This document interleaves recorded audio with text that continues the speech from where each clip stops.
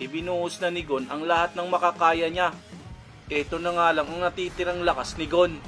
Kung maalala natin na pinabagsak nga neto ni Gon sa isang tira itong kapangyarihan ni Don Prix. Sa pagkakataong namang ito ay kaya na kaya ni Gon na talunin itong hari ng Dark Continent sa taglay niyang kapangyarihan ngayon. Dito naman tayo kay Kite.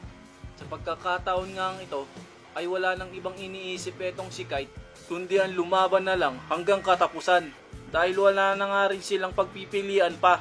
Gon, wala nang ibang paraan kung ito man ang huli. Mabuti pang tayo ay lumaban na lang. Hindi na nga ito kinagulat pa ni Gon dahil mismo siya ay kanina niya pa ito ginagawa.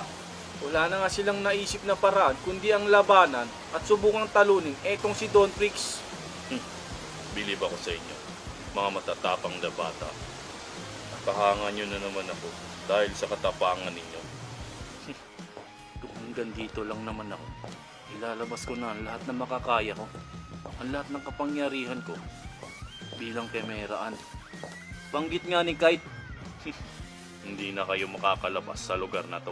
Pasensya na, tatapusin ko na kayo.